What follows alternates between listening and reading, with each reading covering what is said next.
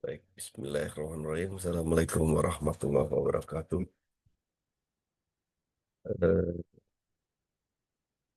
Perkuliahan hari ini membahas terkait dengan pemasaran. Jadi pada waktu yang lalu kita sudah bahas terkait dengan manajemen sumber daya manusia di kewirausahaan. Maka saat ini pembahasan kita adalah terkait dengan pemasaran. Apa itu pemasaran dan bagaimana kaitannya dengan kewirausahaan.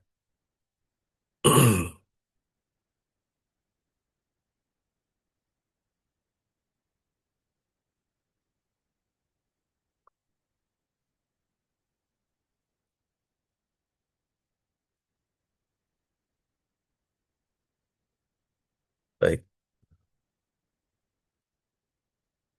Nah, eh, seperti kita tahu bahwa eh, hal yang paling penting di dalam dunia usaha, termasuk kewirausahaan, adalah pemasaran. Nah, pemasaran ini adalah fungsinya untuk mengkomunikasikan produk kepada konsumen yang ada di pasar dengan berbagai cara. Pemasaran merupakan bagian penting. Di era digital, pemasaran itu mengalami perkembangan yang sangat signifikan, terutama pemasaran yang dilakukan melalui sosial media yang terus mengalami perkembangan. Nah, bauran pemasaran atau yang sering dikenal dengan bahasa Inggrisnya itu marketing mix adalah alat yang digunakan oleh tenaga pemasar dari setiap bisnis atau perusahaan untuk mencapai tujuan perusahaan yaitu profit. Jadi berbagai cara digunakan terkait dengan pemasaran, termasuk saat ini dengan menggunakan teknologi ya, dan media sosial. Nah, bauran pemasaran pertama kali dikenalkan oleh Neil Borden pada tahun 1964. Neil mendapat inspirasi dari James Clinton yang mengatakan bahwa seorang pemimpin puncak perusahaan harus mampu memainkan peran yang sangat vital, yaitu mixer ingredients yang terdiri dari 12 aspek yang harus dimix, tapi McCarthy dan Peralaut membuat lebih sederhana menjadi 4 aspek yang sering disebut dengan 4P: produksi, promosi, lokasi, distribusi, dan harga. Sejumlah ilmuwan menyampaikan kritik terhadap bauran pemasaran yang ada karena dianggap tidak mencakup seluruh elemen dalam pemasaran. Sehingga muncul model 7P yang disebut Service Marketing Mix. Meskipun yang paling dikenal sampai saat ini adalah model 4P sebagai referensi pemasaran. Produk adalah berupa barang atau jasa yang ditawarkan untuk memenuhi kebutuhan konsumen. Produk adalah suatu proses dengan mengubah bahan mentah menjadi bahan jadi dengan menambahkan nilai di dalamnya sehingga memiliki nilai lebih setelah mengolahnya dan bertujuan untuk memenuhi kebutuhan masyarakat. Tujuan utama di produksi suatu produk yaitu memenuhi kebutuhan orang-orang. Nah, jadi salah satu memang tujuan pemasaran adalah menyampaikan produk ini kepada masyarakat, kepada konsumen. Otomatis ketika kita ingin menyampaikan produk, maka kita harus membuat satu produk yang memiliki nilai lebih, diolah memiliki nilai lebih sehingga hal itu akan menarik konsumen, atau juga paling tidak memenuhi kebutuhan konsumen gitu ya. Kebutuhan konsumen itu tidak hanya sekedar kebutuhan biasanya terkait dengan fungsi pokok dari produk, tetapi juga kebutuhan konsumen biasanya juga terkait dengan aksesoris yang ikut menempel dengan produk utama tadi. Nah, menurut Kotler, dalam kegiatan pemasaran, seorang pemasar harus memikirkan 5 tingkat produk. Tingkat ini menambahkan nilai pelanggan dan membentuk hierarki nilai pelanggan. Nah, tingkatan hierarki pelanggan itu di sini ada beberapa. Yang pertama, terkait dengan manfaat inti adalah manfaat dasar dari suatu produk dan menjadi alasan utama konsumen membeli produk tersebut. Sebagai pemasar harus mampu menunjukkan manfaat dari produk yang dipasarkan. Jadi sebagai marketing, Anda harus bisa menjelaskan produk ini manfaatnya untuk para pelanggan itu apa sih gitu ya. Dapat meringankan atau membantu dalam apa itu dalam kegiatan atau kehidupan sehari-hari gitu ya. Misalnya Anda menjual sepeda motor, misal atau sepeda motor yang yang biasa digunakan untuk usaha itu yang ada gerobaknya yang bisa digunakan untuk membawa barang misalnya. Nah, Anda menjelaskan bahwa keunggulan produk ini dan itu dikaitkan dengan upaya pelanggan dalam melaksanakan kegiatan sehari-hari. Misalnya keunggulan dari sepeda motor itu bisa mengangkut lebih dari berapa banyak barang, berapa kilogram atau berapa kuintal sekaligus gitu ya. Nah, misalnya kelebihan lainnya sederhana, misalnya karena bentuknya motor, kendaraannya bentuknya lebih kecil, maka bisa melalui jalan yang tidak begitu lebar. Yang kedua, misalnya pemeliharaannya lebih lebih lebih murah gitu ya, dan sebagainya seperti itu. Nah, kedua, hierarki yang kedua adalah produk dasar adalah pemasar harus mampu mengubah manfaat inti dari suatu produk menjadi produk dasar. Jadi produk inti harus menjadi produk dasar. Produk ini Anda harus buat sedemikian rupa, menjelaskan kepada konsumen sedemikian rupa sehingga itu menjadi kebutuhannya, gitu ya. eh, Sesuatu yang tadinya dipandang tidak butuh, kemudian Anda ubah, Anda jelaskan, Anda memberikan argumentasi sehingga itu menjadi sesuatu yang butuh misalnya. Misalnya terkait dengan kalau Anda memasarkan helm gitu ya. Dulu dulu itu orang itu tidak merasa helm itu wajib digunakan ataupun kalau menggunakan helm karena ada ketakutan adanya razia dari pihak kepolisian misalnya. Nah, kemudian Anda memasarkan helm, maka Anda jelaskan, argumentasikan, terangkan atau beberapa kasus terkait dengan penggunaan helm ini sehingga orang itu merasa perlu melindungi kepalanya gitu. Dan itu menjadi kebutuhan dasar ketika orang bepergian dengan menggunakan sepeda motor, maka kebutuhan dasarnya antara lain adalah menggunakan pengaman helm supaya apabila tidak terjadi kecelakaan, maka helm itu bisa melindungi kepalanya dan itu menjadi kebutuhan dasar. Yang ketiga, hierarki yang ketiga adalah produk yang diharapkan adalah atribut atau kondisi yang diharapkan dari konsumen, nilai lain yang ada di samping manfaat utama dari produk gitu ya, seperti tadi.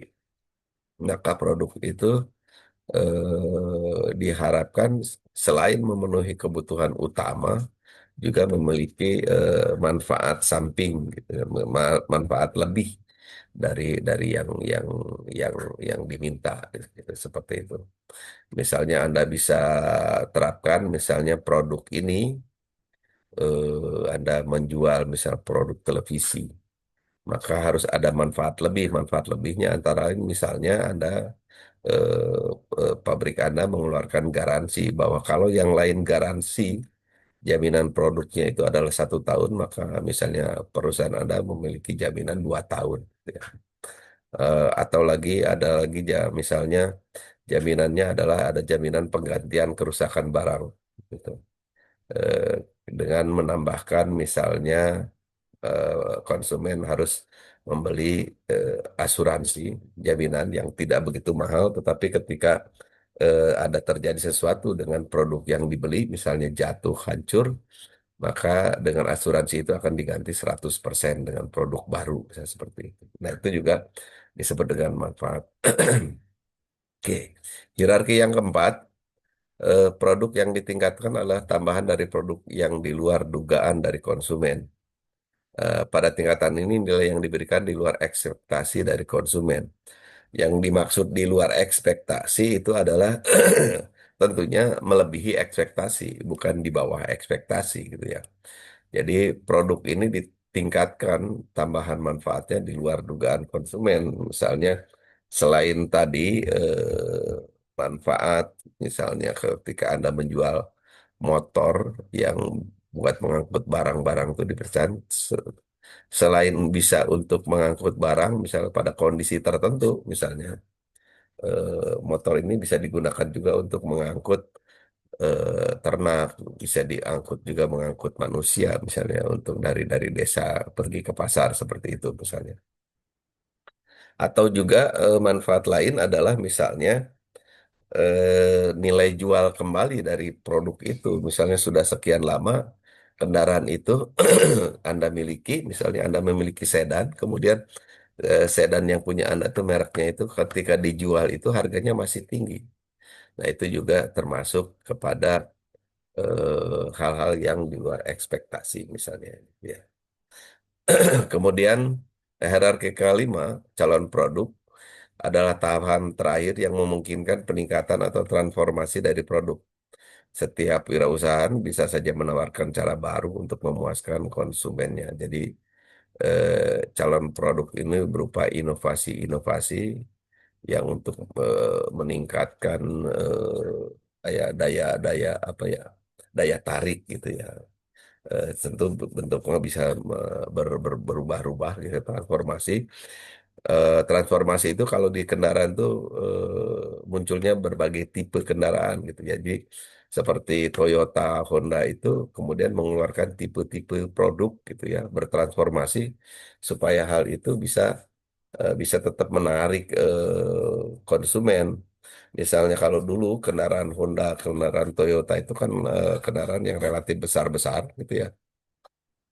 Kemudian dengan perkembangan saat ini, kondisi kemacetan jalan dan sebagainya, kemudian umumnya orang-orang itu memiliki rumah yang tidak terlalu luas, rumahnya BTN, sehingga garasinya pun tidak begitu luas, maka Honda, Toyota itu kemudian membuat terobosan dengan mentransformasi kendaraan tetap kendaraan roda empat, tetapi misalnya bentuknya lebih ramping, lebih kecil dan sebagainya gitu ya. Seperti itu antara lain yang disebut dengan transformasi dari produk. Jadi ada produk eh, baru lagi. Nah, eh, berikutnya kita bicara kualitas produk. Tadi bicara tentang hierarki. Nah, apa yang dimaksud dengan kualitas produk?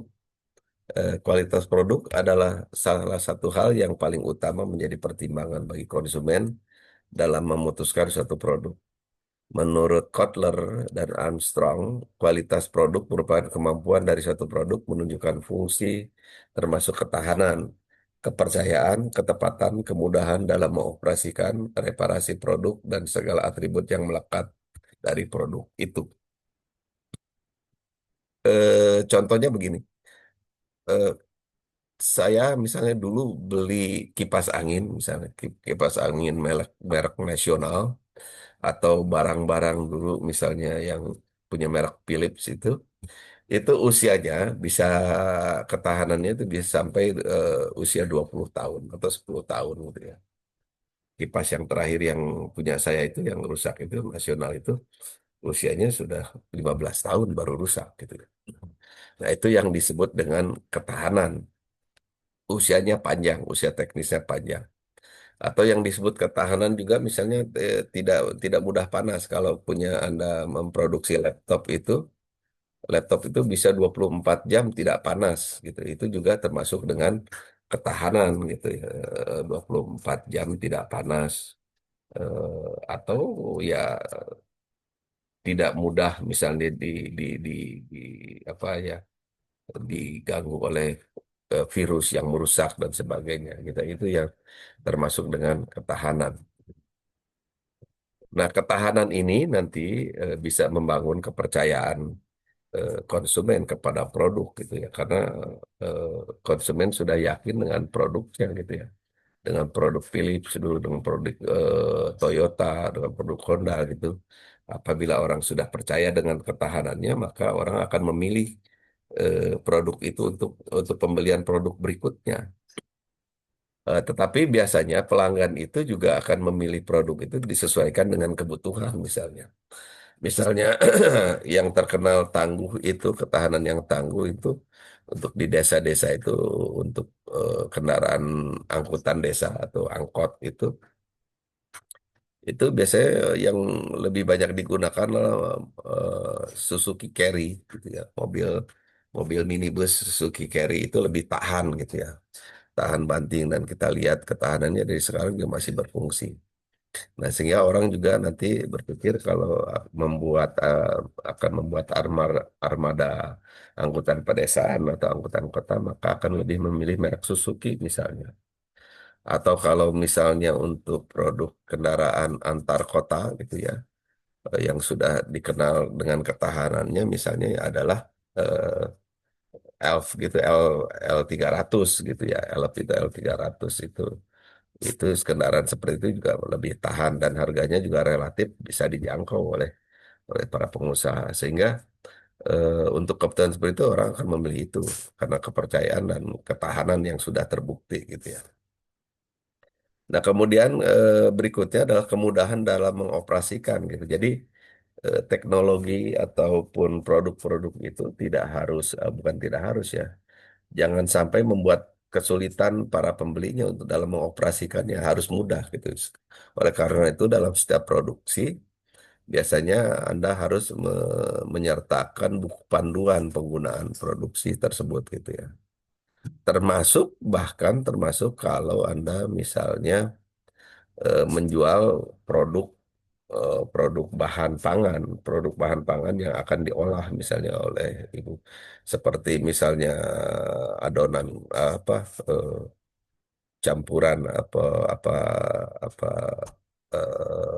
bumbu masak ataupun produk misalnya makanan kalengan gitu kan biasanya ada petunjuknya bagaimana memasaknya gitu, bagaimana mulai dari membuka kemasan kaleng, kemudian memasaknya harus dengan suhu berapa derajat, kemudian apakah dicampur air atau tidak, atau ditambah yang lainnya seperti itu. Jadi tetap ada panduan gitu ya. Jadi kemudahan dalam mengoperasikan.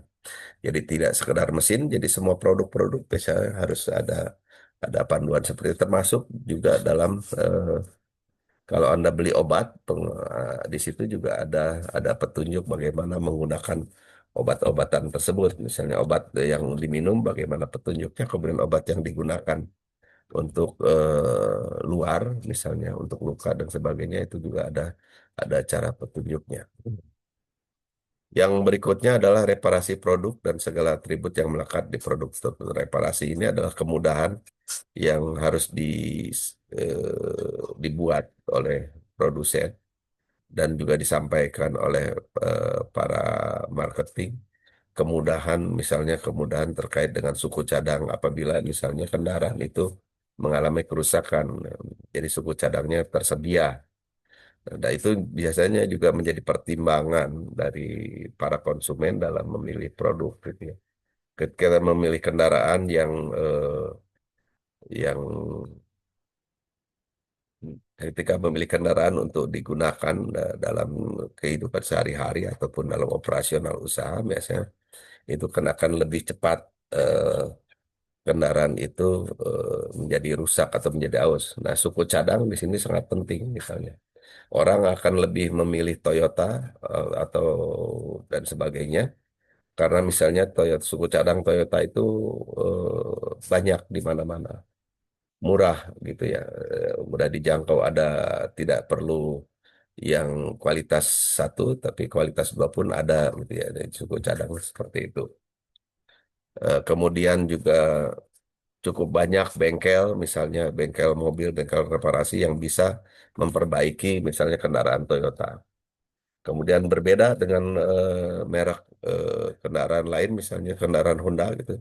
Meskipun suku cadangnya banyak, misalnya suku cadangnya banyak di mana-mana di Indonesia ini, tapi kemudian ternyata mobil Honda ini tidak bisa menggunakan misalnya spare part atau spare part yang bukan asli, yang tidak bisa menggunakan spare part kualitas kualitas asli, jadi nggak bisa pakai KW1, jadi dia harus asli. Nah, itu pun biasanya menjadi pertimbangan pengusaha dalam membeli kendaraan untuk operasional misalnya. Oleh karena itu tidak ada misalnya angkutan kota yang menggunakan kendaraan bermerek Honda, misalnya tidak ada yang digunakan seperti itu. Ataupun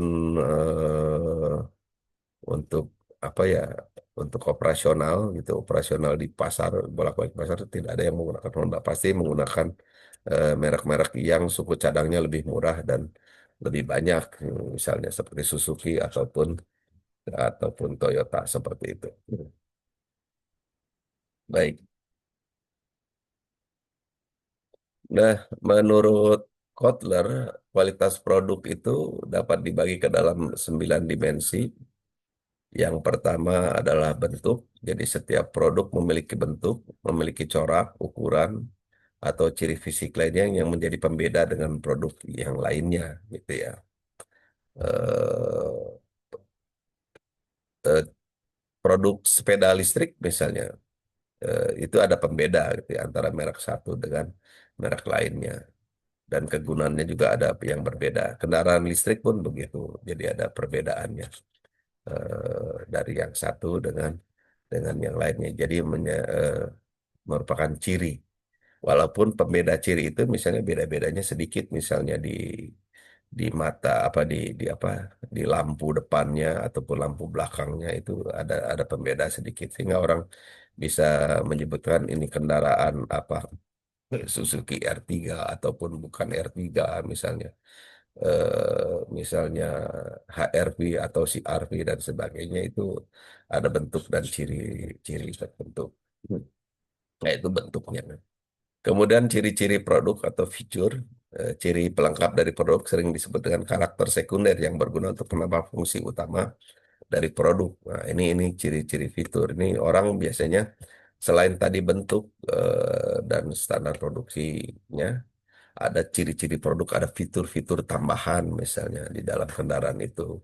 Misalnya ada, kalau sekarang sudah secara umum, misalnya setiap kendaraan itu punya alat pendeteksi kalau kita parkir gitu ya. Di belakang nanti ada alat alarm kalau sudah mendekati dinding sehingga kita tidak menabrak dinding karena ada alarm, ada pengingat bahwa jarak antara dinding dengan kendaraan kita misalnya sudah terlalu dekat. Sekarang lebih maju lagi, misalnya fiturnya tidak cuma alarm, tapi berupa kamera belakang dan kamera depan. Jadi ketika Anda parkir melihat belakang, Anda tidak perlu menengokkan kepala Anda ke belakang, tapi Anda melihat layar di depan dekat dashboard supir Anda, nggak kelihatan bahwa eh, di belakang itu sudah bisa terlihat posisi area parkir belakang. Begitu juga samping kiri dan samping kanan seperti jadi makin makin banyak fitur. Fitur berikutnya tidak cuma itu, misalnya di dalam kendaraan bisa ditempeli alat yang semacam pendeteksi seperti WiFi ataupun alat yang bisa eh, misalnya mencharge HP tanpa harus mencolokkan kabel di dalam kendaraan seperti itu juga sudah mulai banyak digunakan seperti itu. Atau juga ada misalnya fitur yang bisa menyambungkan antara HP Anda dengan tips atau dengan sound speaker di mobil Anda. Jadi ketika Anda menerima panggilan, Anda tidak perlu menggunakan headset, tapi langsung suara itu akan muncul di di di apa di suara di sound system kendaraan Anda dan juga ada bisa langsung bercakap-cakap seperti. Nah, itu seperti fitur-fitur seperti itu. Kemudian yang berikutnya, dimensi berikutnya adalah terkait dengan dimensi kinerja atau performance. Kinerja dari suatu produk berkaitan dengan fungsi dari suatu produk yang menjadi dasar utama konsumen dalam membeli produk tersebut. Jadi kinerja itu biasanya seperti tadi mirip dengan ketahanan gitu ya. Kalau mobil misalnya sekian kilometer misalnya eh, baru ganti oli misalnya di atas 3.000 biasanya itu baru performanya mulai baik. Atau kendaraan itu bisa menempuh jarak misalnya 1.000 kilometer hanya berhenti satu kali atau dua kali misalnya seperti itu. Eh, dan tidak cepat panas seperti itu. Nah, itu juga termasuk performance gitu ya, kinerja. Dan juga termasuk ketahanan misalnya tidak mudah mogok, macet dan sebagainya. Kemudian ketetapan atau kesesuaian spesifikasi dari produk dengan keinginan dari konsumen semakin sesuai dengan apa yang diharapkan konsumen, berarti semakin baik dan membuktikan bahwa karakter dari produk yang dipasarkan sesuai dengan apa yang diharapkan konsumen seperti itu ya. Kemudian ada ketahanan, durability, berhubungan dengan waktu produk bisa digunakan, durasi dari kegunaan suatu produk menjadi sangat penting karena setiap konsumen pasti mengharapkan ketahanan dari produk dalam waktu yang lama. Ini usia, biasanya usia teknis misalnya, eh, termasuk misalnya produk aki, aki itu misalnya, acu itu standarnya biasanya hampir semua acu itu aki itu ketahanannya hanya sampai dua tahun. Nah, ada merek acu tertentu misalnya bisa ketahanan sampai 5 tahun. Nah, itu disebut dengan ketahanan tadi, durability. Jadi usia teknisnya ternyata sudah melebihi dari standar sebetulnya. Yang berikutnya adalah kehandalan, reliability, berkaitan dengan keberhasilan sebuah produk menjalankan fungsinya setiap waktu ingin digunakan, produk dapat menjalankan fungsinya dengan baik gitu ya. Jadi kalau dimulai akan digunakan, dinyalakan langsung dapat berfungsi dengan baik tanpa harus menunggu. Misalnya kendaraan itu kan kalau dulu-dulu kendaraan itu begitu dinyalakan tidak bisa langsung jalan tapi ditunggu dulu beberapa saat sampai temperatur suhu mesin itu sudah agak naik baru bisa jalan gitu ya. Tapi sekarang dengan teknologi baru misalnya dan juga teknologi pelumas pelumas yang dimasukkan ke mesin itu, beberapa kendaraan misalnya tidak perlu lagi menunggu sampai panas mesinnya sehingga bisa baru jalan. Begitu dinyalakan sekarang kendaraan sudah bisa langsung berjalan seperti itu. Jadi eh, itu yang disebut dengan kehandalan. Kemudian kemudahan perbaikan, repairability, kemudahan perbaikan dari produk jika mengalami kerusakan tidaklah seseorang memutuskan untuk membeli produk seperti tadi, produk-produk yang massal seperti kendaraan Honda, kendaraan Toyota dan sebagainya itu lebih lebih banyak bengkelnya yang bisa mengerjakan kalau terjadi kerusakan. Misal berbeda dengan kendaraan-kendaraan tertentu yang mereknya mahal seperti BMW misalnya, tidak setiap bengkel bisa memperbaiki kendaraan BMW, eh, ataupun Mercedes, misal tidak semua bengkel bisa memperbaiki kendaraan seperti itu ya. Nah, itu juga jadi pertimbangan. Kemudian yang berikutnya adalah gaya atau style. Gaya suatu produk memberikan ciri khusus yang membedakan suatu produk dengan produk lainnya gitu ya. Style itu sederhana aja itu kelihatan misal dari warnanya, warna warna warna cat mobilnya misalnya ataupun dari kaca aksesoris dan sebagainya itu kelihatan. Kemudian desain suatu produk sangat memengaruhi penampilan suatu produk. Setiap desain memiliki pertimbangan sendiri yang tujuannya untuk memenuhi keinginan konsumen. Jadi desain ini kadang juga tidak selalu berfungsinya apa ya berfungsi hanya standar misalnya terkait dengan kendaraan tadi, tetapi misalnya desain juga memberikan misalnya kepuasan terhadap terhadap gengsi, status sosial dan sebagainya. Sehingga mobil itu di desain tertentu, tidak setiap mobil punya desain ini, sehingga itu mencirikan bahwa misalnya itu termasuk kelas sosial tertentu. Nah, itu juga termasuk desain. Yang berikutnya berkaitan bicara tentang harga gitu ya. Jadi tadi dalam marketing tadi kita bicara tentang kehandalan produk dan sebagainya, kemudian kemudahan dalam jangkauan apabila terjadi kerusakan itu ya, seperti perbaikan dan sebagainya. Nah, kemudian yang tidak kalah pentingnya dalam marketing itu adalah bicara tentang harga gitu ya.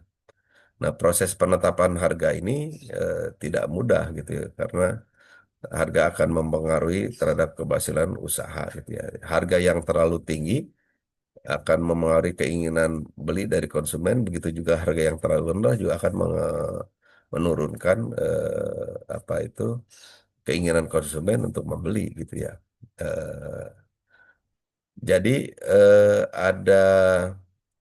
ada istilah dulu ada ya ada harga ada rupa gitu ya. Jadi ada harga ada rupa itu maksudnya biasanya barang yang berkualitas tinggi itu harganya tinggi, harganya mahal, gitu. Dan biasanya orang juga punya berpikir bahwa barang-barang yang harganya murah itu kualitasnya rendah. Dan memang keumumannya seperti itu yang terjadi di dalam kehidupan sehari-hari. Nah, kemudian kalau Anda bisa misalnya produk Anda misalnya harganya tidak terlalu tinggi tapi memiliki kualitas yang bagus gitu ya. Nah, itu juga akan dicari oleh konsumen. Tetapi jangan menetapkan harga Anda terlalu tinggi ataupun harga barang Anda terlalu rendah. Kalau harga Anda terlalu rendah, biasanya konsumen enggan untuk membeli karena berpikiran bahwa produk yang dijual dengan harga yang sangat rendah berarti tidak berkualitas. Begitu juga dengan produk yang dijual terlalu tinggi itu di luar jangkauan kemampuan para konsumen. Biasanya konsumen itu akan mencari harga yang di antara tidak terlalu tinggi dan juga tidak terlalu rendah gitu. Dan konsumen biasanya memperhatikan masalah kualitas gitu ya, bukan sekedar masalah masalah gengsi. Oke, tadi bicara harga, kemudian bicara promosi. Nah, promosi itu merupakan salah satu bagian dari bauran pemasaran yang sangat penting karena berhubungan dengan memperkenalkan produk kepada orang lain atau calon konsumen. Melalui promosi, wirausahawan dapat memperkenalkan produk dengan berbagai cara, baik secara online maupun offline.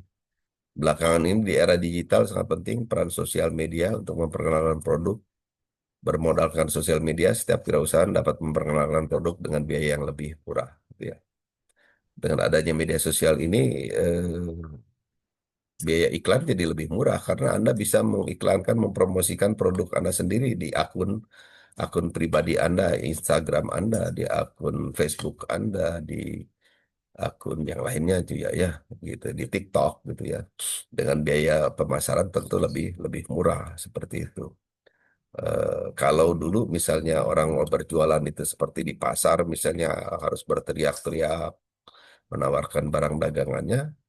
Sekarang orang berjualan berteriak-teriak di di di akunnya Instagramnya, di akunnya TikTok sebetulnya dan pembelinya juga lumayan gitu ya lebih lebih lebih cepat mengena kepada pembeli karena eh, itu langsung apa itu langsung langsung bisa disaksikan di akun Instagramnya masing-masing setiap personal gitu sehingga eh, bisa langsung berhubungan malah antara penjual dengan pembeli dan kemudahan lainnya adalah ternyata pembeli itu tidak perlu pergi ke pasar untuk mendapatkan barang dan juga tidak perlu capek-capek misalnya bermacet-macetan sehingga dia lebih senang misalnya mencari barang melalui penawaran yang ada di media sosial seperti itu.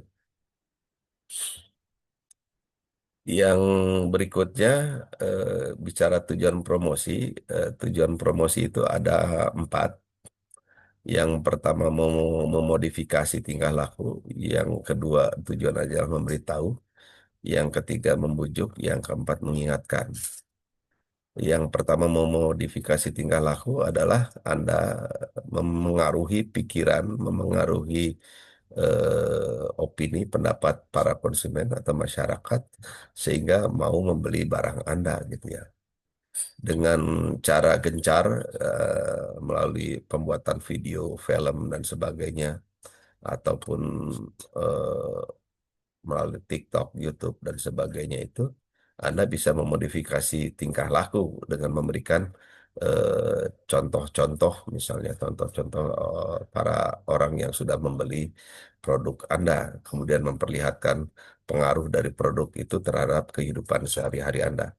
Nah, contoh-contoh film itu kemudian dapat memodifikasi tingkah laku para penontonnya sehingga merasa perlu untuk membeli produk Anda seperti itu. Jadi itu termasuk dalam memodifikasi tingkah laku gitu ya. Nah, memodifikasi tingkah laku ini juga termasuk seperti apa ya?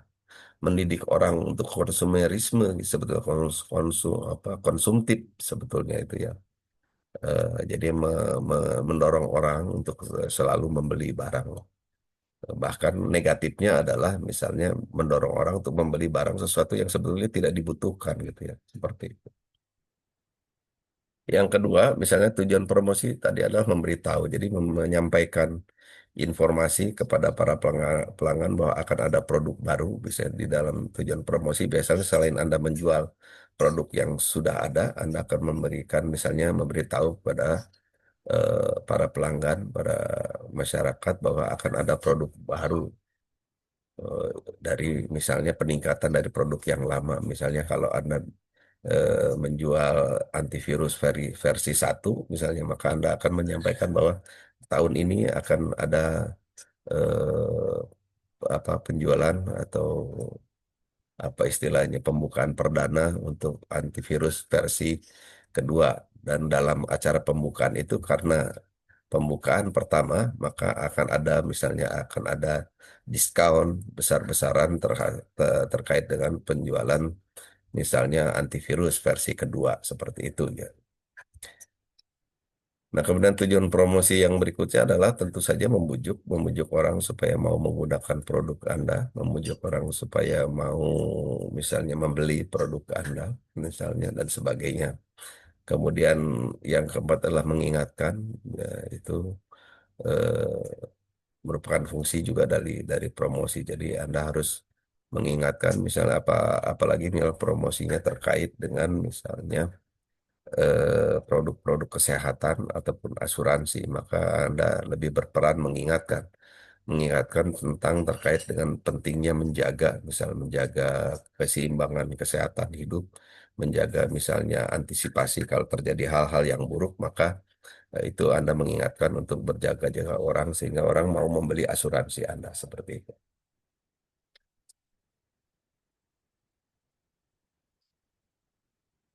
Nah, berikutnya kegiatan promosi itu biasanya bentuk-bentuknya antara lain adalah kegiatan periklanan.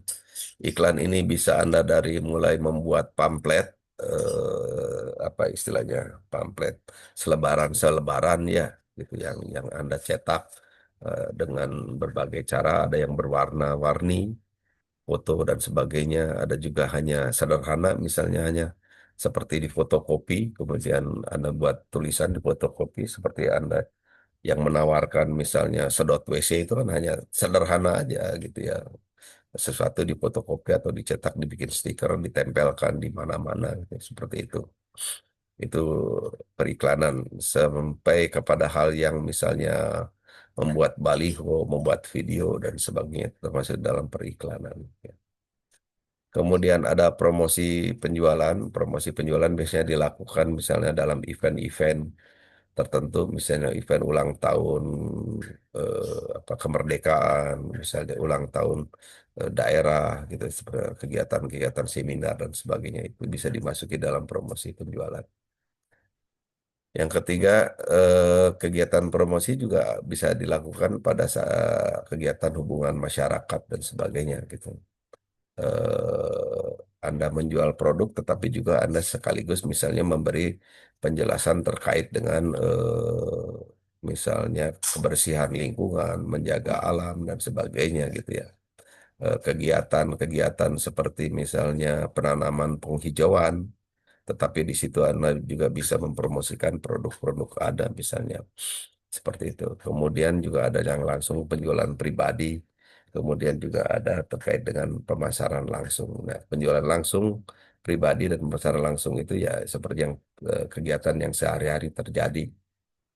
Bisa terjadi di pasar, bisa terjadi di lingkungan rumah dan sebagainya.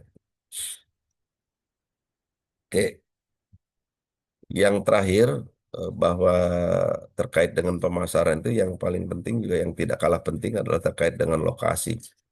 Lokasi adalah tempat Anda suatu usaha sangatlah menjadi penentu. Jadi lokasi itu jadi penentu juga keberlangsungan suatu usaha misalnya. Lokasi suatu usaha tidak hanya kenyamanan konsumen dalam menyamu produk yang dijual, tapi juga tempat berhubungan dengan jarak produksi produk yang akan dijual. Bisa dibayangkan bahwa ketika ingin membeli satu produk, tapi akses ke tempat produk sangat sulit atau jauh dari jangkauan transportasi umum, maka akan sedikit terkendala ketika konsumen ingin membelinya, gitu ya. Jadi lokasi ini penting gitu. Anda membuka usaha jualan makanan, tetapi Anda misalnya jualan makanannya di pinggir jalan gitu ya. Ya, untuk para pembeli yang pejalan kaki atau pengguna sepeda motor, sepeda itu membeli pinggir jalan tidak begitu jadi masalah, tetapi bagi orang yang punya kendaraan roda empat misalnya, ketika ingin membeli produk Anda, makanan Anda yang di pinggir jalan itu, tetapi akan kesulitan mendapatkan tempat parkir, maka mungkin pembelinya tidak jadi karena misalnya harus berdesak-desakan penuh dan sebagainya. Maka ketika Anda membuka lokasi usaha, ya harus dipikirkan juga area parkirnya gitu bagi para pembeli, dan area parkir itu misalnya harus bebas dari pungli, pungutan liar misalnya. Dan jangan lupa bahwa pungli-pungli itu yang parkir-parkir itu, jukir-jukir itu malah bisa mematikan usaha Anda. Misalnya Anda berjualan gorengan yang tidak seberapa harganya ya, tetapi jukir Anda misalnya, jukir yang di sekitar lokasi usaha Anda mengambil eh, pungutan parkir misalnya Rp2.000. Rp2.000 kelihatannya kecil, tetapi kalau bagi orang yang beli gorengan cuma dengan uang 5.000 ditambah parkir 2.000 kan jadi 7.000. Jadi sudah hampir setengahnya dari yang dia beli gitu. Jadi itu pun akan mengakibatkan usaha Anda menjadi terganggu seperti itu. Baik, saya kira itu yang bisa disampaikan di perkuliahan ini. Bagi yang ingin bertanya nanti silahkan disampaikan di grup WhatsApp itu ya. Tanya jawabnya disampaikan di sana. Nanti akan saya jawab. Baik, terima kasih. Kita tutup perkuliahan ini dengan bacaan Alhamdulillah. Wassalamualaikum warahmatullahi wabarakatuh.